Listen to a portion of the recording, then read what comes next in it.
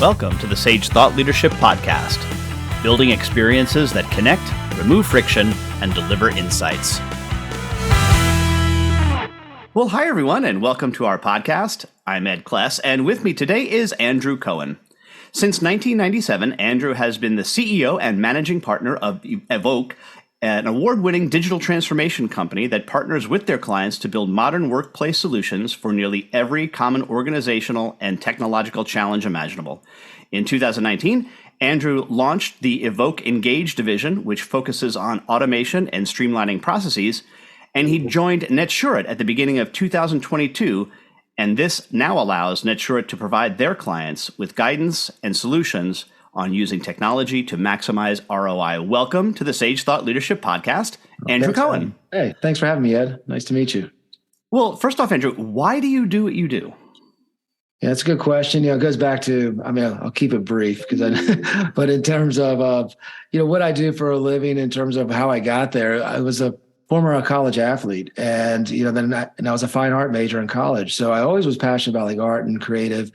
And then as I started finding how to define a career path, I wanted to do something I was really interested in and help, be almost like a change agent. So when going from design, I was always entrepreneurial in spirit. So I started my own business very early on, like as early as I think 1997.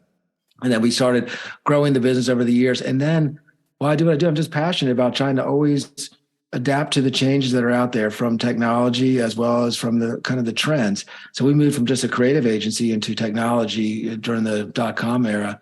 And then from that, we started entering into other areas, helping companies on the internal frameworks, what we call the enterprise space. So we were very fortunate enough to have some really large enterprise clients right out of the gate. And we still work with small to medium businesses. But I was really excited to be able to understand technology, how it changes so rapidly, always look with how we can adapt and increase our opportunities by adding things into our portfolio. And, still on the foundational creative user experience world that I came from, that's still passion of mine. But now it's all been moved so heavily into our dynamic technologies type of solutions. So it's just very much of a exciting thing. Every day is a new challenge, a new way of doing things, and a new way of kind of uncovering opportunities and trying to help clients do more with less, essentially. And tell me about the business automation assessment that you guys do. Sure. Well, that's good. You mentioned at the upfront of this, so we were acquired by Netsurit at the end of 2021, started in 2022.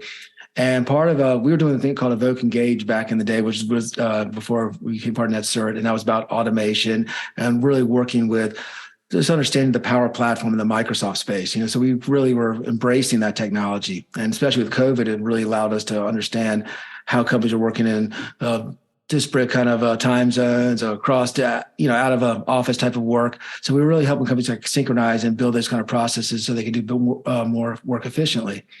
And then when we joined Netsurit, we launched it as innovation as a service. So it became like a monthly type of subscription model where we could work with companies on an ongoing basis to find process automation and improvements and things that we can do with their technology investment. We call it leveraging your investment.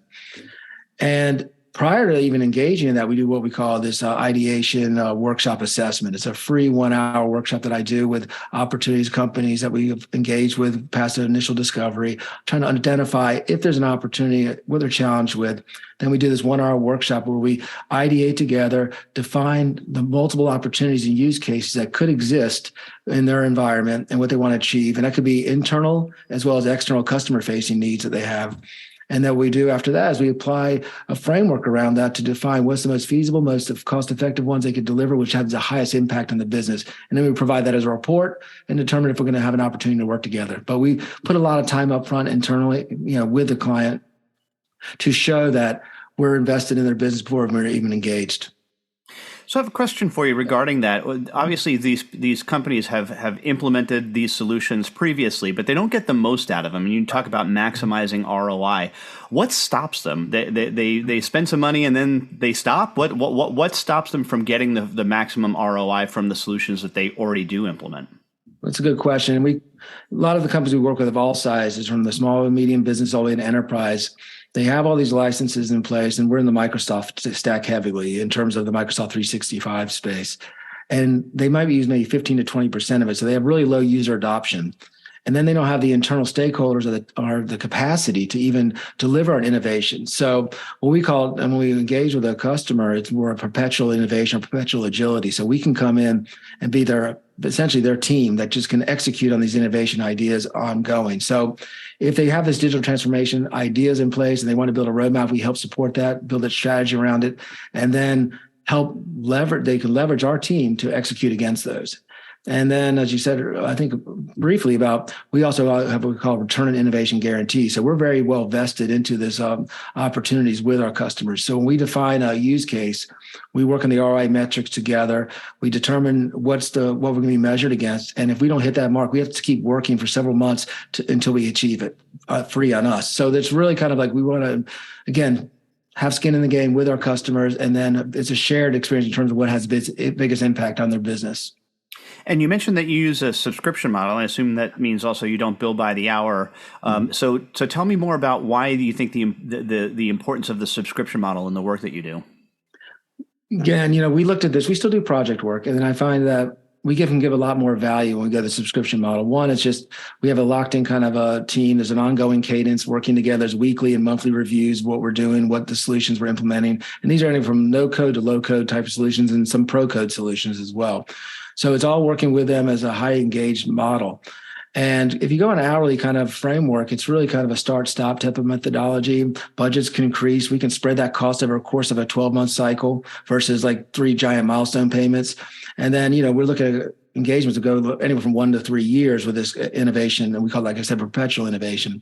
So the fact that we're highly engaged, we're constantly looking at ways to improve the solutions we build in.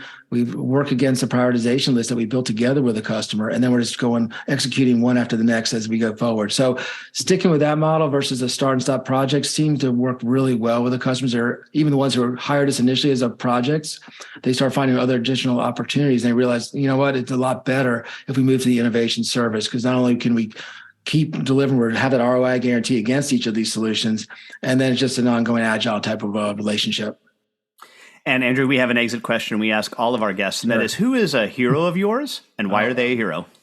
I had to write down some because, this is a really good, I never, everyone says their dad, and he is a hero of mine, but I had I'm just going to go briefly into different things that I think are important. When I used to be a kid, mythology was big for me. So I always Hercules, and those stories of great heroes and the kind of the hero's journey, the hero's path.